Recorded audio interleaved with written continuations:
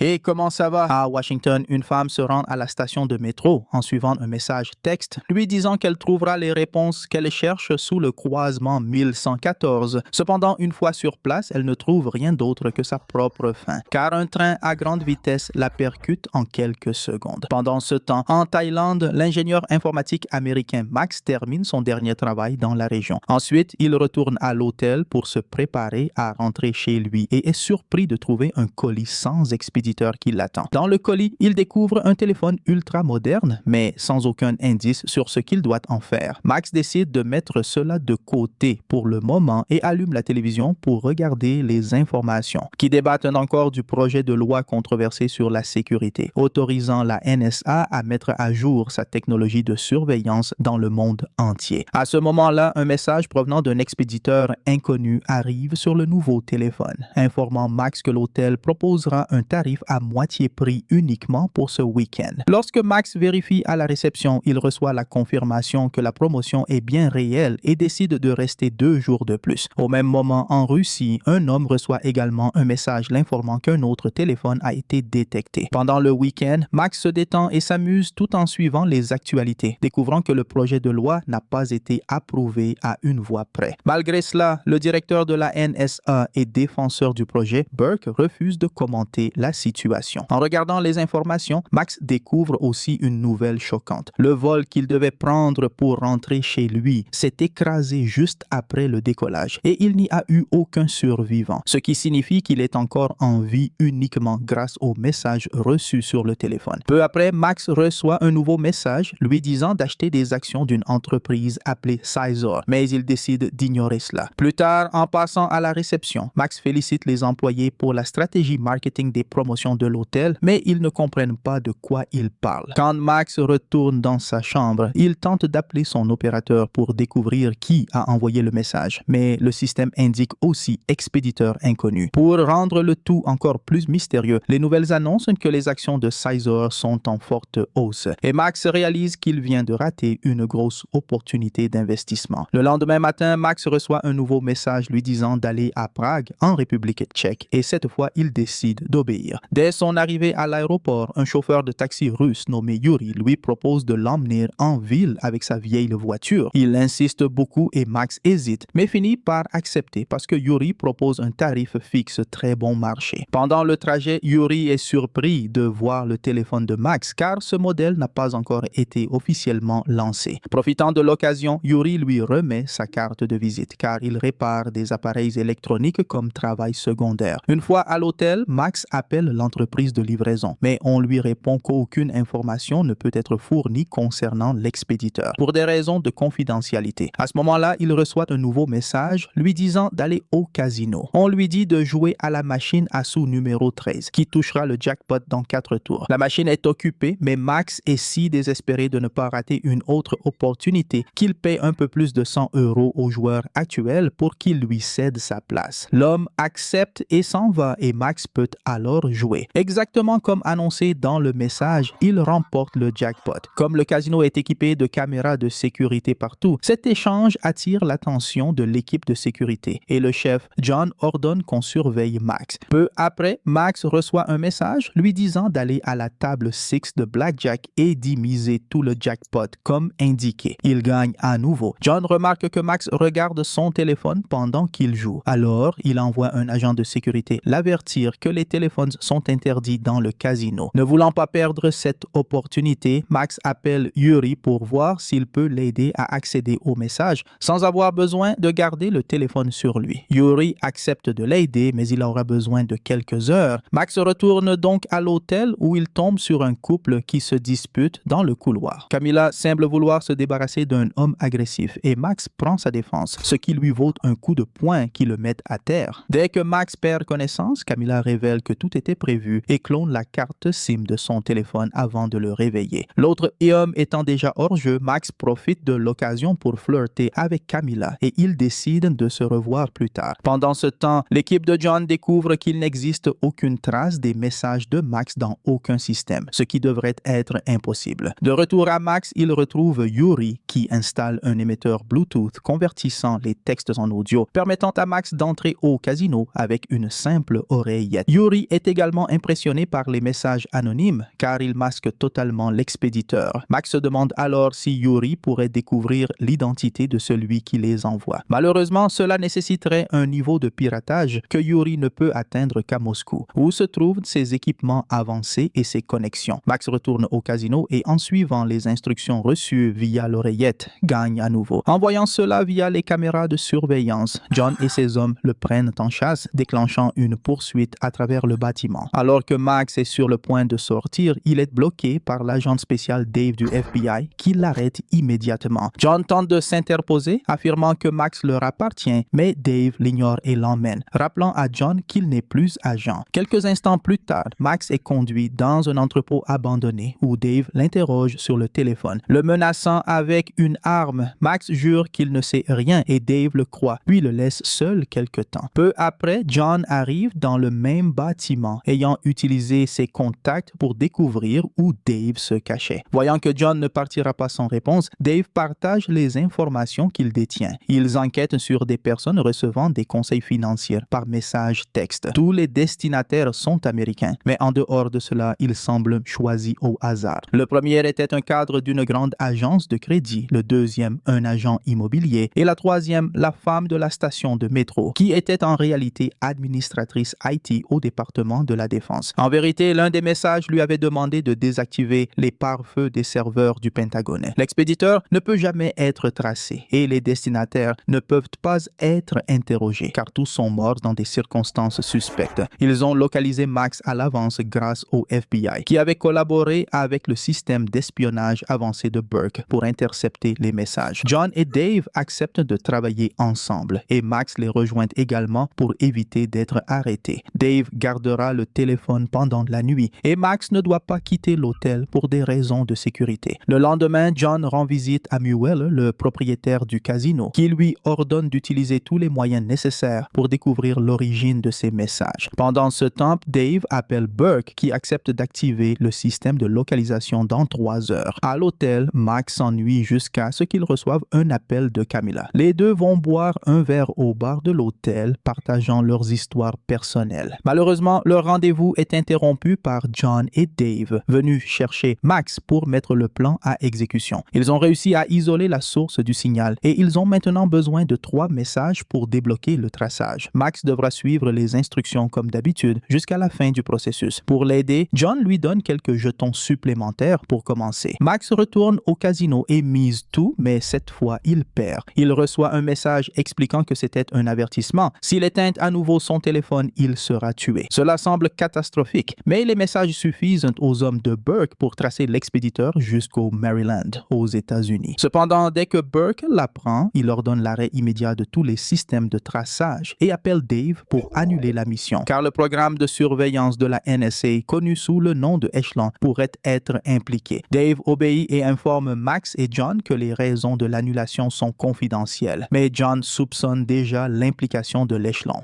Au siège de la NSA, Burke est furieux et tente de découvrir qui a piraté l'Echelon pour envoyer ses messages. Mais le système ne signale aucun accès non autorisé. Un peu plus tard, John informe Mueller que Dave est parti avec le téléphone et partage sa théorie sur l'implication de l'Echelon. Mueller ordonne alors de garder un œil sur Max. Puisqu'il est encore en vie, cette organisation mystérieuse pourrait tenter de le contacter à nouveau. Le soir, Max rend visite à Camilla chez elle où ils partagent leurs rêves d'avenir et passent la nuit ensemble. Le lendemain matin, alors que Max est distrait, Camilla reçoit un appel lui rappelant de le garder occupé et à l'intérieur de l'appartement. Pendant ce temps, le téléphone reçoit un message avec une adresse. Alors Burke ordonne à Dave d'envoyer un agent se faisant passer pour Max. Dave pense qu'ils n'arriveront pas à tromper l'expéditeur et il a raison. Lorsque l'agent arrive à destination, il meurt dans un accident de voiture provoqué par quelqu'un qui a manipulé les feux de signalisation. Max essaie de s'occuper en faisant des recherches sur l'Echelon, un système permettant à la NSA d'intercepter tous les appels téléphoniques et emails envoyés par les citoyens. La mise à jour non approuvée par le Congrès permettrait même d'installer une caméra dans chaque foyer. Pour le distraire, Camilla devient affectueuse et mentionne Omaha, la ville natale de Max, ce qu'il ne lui avait jamais dit. Le cœur brisé, Max comprend que Camilla travaille